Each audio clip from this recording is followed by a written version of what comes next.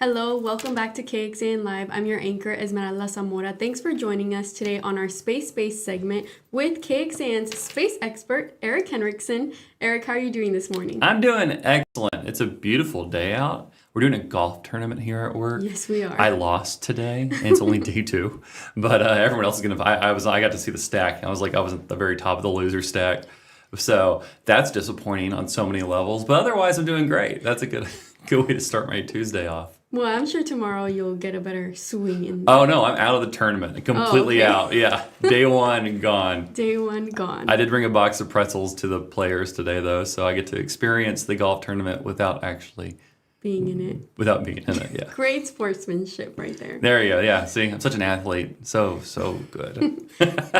Well, today we are going to be speaking about something that everyone's going to be able to see in the sky, but we don't really know what it is. Eric, can you explain to us what this particular star is?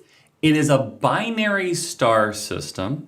It's called, I'm going to keep forgetting this. I've read it a million times today. T Coronae Borealis. And here is an animation from NASA showing it, but it's two stars. It's a white dwarf star, which is a small star, and then a big old star called a red giant. And what's happening is the white dwarf is essentially eating the red giant. And after a certain point, it's going to absorb enough of the red giant to, explode. Just like that. It's going to create what we call a nova. Now, this is different than a supernova. A supernova is when a star collapses and dies and explodes.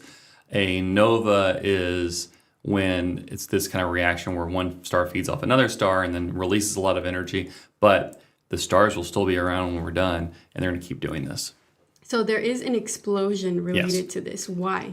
It's just one star is eating the other star, and eventually it absorbs so much energy. So a white dwarf was once the size of our sun, but has collapsed to about the size of the Earth, but it's the same amount of mass. So it's got a lot of mass, a lot of energy, but it's in the right spot next to this red giant that's pulling this energy right off of it.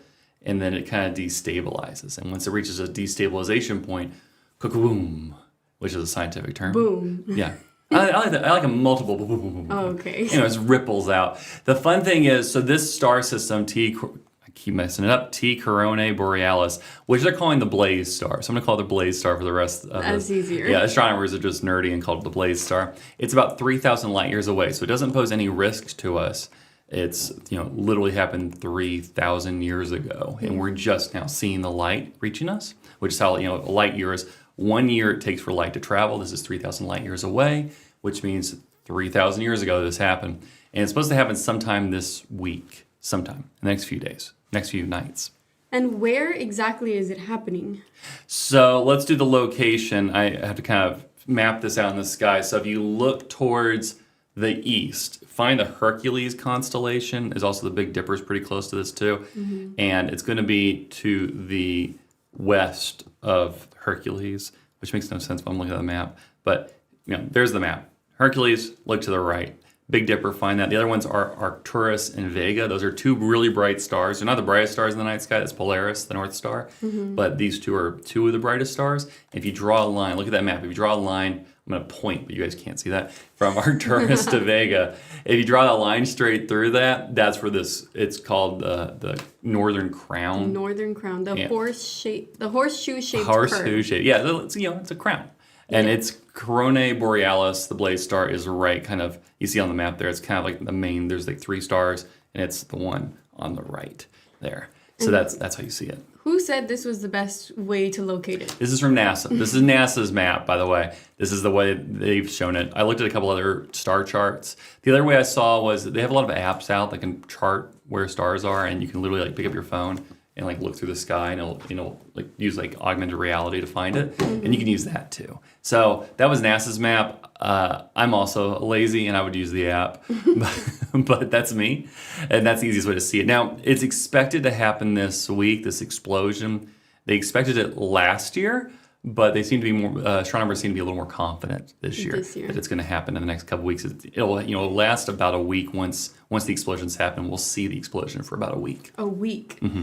In your article, I was reading something about 4 hours. Yeah, so the best time to see this is 3 to 4 hours after sunset. Oh, okay. So 3 to 4 hours after sunset, take a look up at the sky and you can see this see this, find that Hercules constellation, and you'll be able to spot this. Well, in easily. the city, I definitely would recommend using that app because with all these lights, it's hard to even look for constellations. The smaller stars, yeah. And actually, we have a really good weather week when we're kind of like, it's nice and cool out, less clouds in the sky. It's kind of, I mean, the camera right behind you, there's not really a cloud in the sky right there. Nope. So it's, you know, it's a good week to see a star like this. And the good thing is it lasts several days. It's not like the eclipse, which lasted, you know, a couple minutes in some of the best locations. And that actually was a year ago today, by the way. The total eclipse over Texas. But it's not like that where A, we don't have clouds in the sky, and B, it's only lasts a few minutes. This lasts a week. So you'll be able to see this for a week. This is how bright this explosion is and how far away it is. We'll have a few days to look up. Now, you're not going to see this giant bright cloud. Explosion, or it's not going to light up the whole sky. Right. It increases from the magnitudes like a 2 to a 10. So essentially, it's going to be the same brightness as the North Star. That's kind of a comparison point. So all of a sudden, over the next week, you'll probably see this really bright star and go, hey, what's that? Well, it's this. It's a nova. Yeah.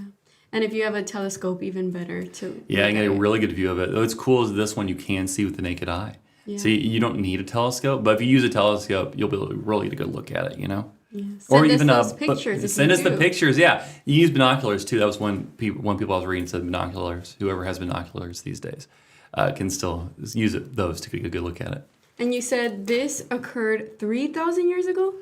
So that's when it first happened. Yes, it's 3,000 years, 3,000 light years away. A light year is the length of time it takes for light to travel 1 year. So that's the distance it travels in a year is how much light. So if it's 3,000 light years away, which is what NASA says it is, this actually is occurring 3,000 years ago. On top of that, it doesn't happen just once. It happens every few decades. The last time we spotted this from Earth was in 1943.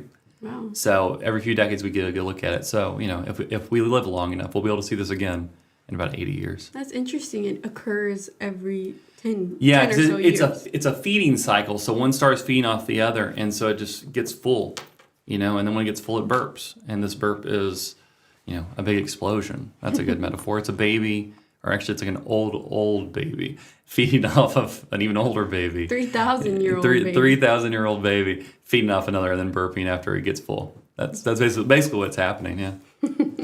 Well, we have your article here on KXAN.com. It can be found right on the homepage. It's titled Blade Star Might Go Nova Soon, What to Expect.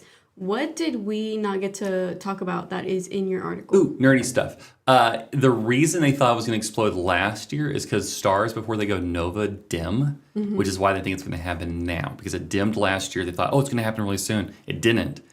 But it's still dim. So that's why they expect it to happen the next couple weeks here, sometime soon. They were always vague on the soon because last year they said it was going to happen like this week, and then it didn't. So now they're saying sometime soon. That's kind of the broad science term, but we'll see it. I think it's going to happen based on the amount of people saying it's going to happen soon. It's going to happen in the next couple weeks would be my anticipation. Interesting. So we can find it there near the Northern Crown right here where it says Corona Borealis. Best time to see it is 4 hours after sunset. 4 hours after sunset, which sunset's happening around 8 right now, so about midnight. Yeah, something for you like night owls out there. I can't make it that late anymore. Neither can I. I'm getting old. 10. Well, thanks so much, Eric. This was a very interesting topic. I still think last week's was my favorite topic of all time. Yeah, last week's was fun. But we've had a lot of cool stuff lately. Yeah, we have lots of space news here in Austin. Absolutely, there's so much more. I have a couple other things in the pipeline that I'm looking at. So, any updates from previous stories we've talked about? So the polar explorers, the ones that orbited the South Pole and the North Pole, they landed a couple days ago, and so that was very successful.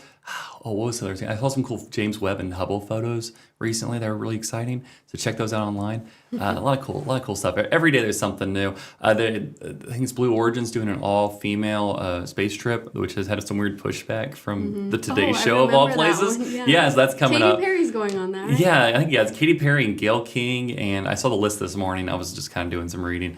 So fun stuff in the pipeline. A lot of things happening in space. We have a busy year ahead of us, so excited to see what happens next. Yes, we're super excited, and we're excited to hear what we talk about next week on Space on Tuesday. Well, thanks so much for joining us, Eric. Thank you for having me. And that's all we have today on our space-based segment. We'll be back later today with more streams. Don't forget, we have our app on any streaming platform that is Fire Stick, Roku TV, Apple TV, and Samsung TV. It's KXAN Plus. You can download it in the App Store and see content like this or others on KXAN Plus. Thanks so much for joining us.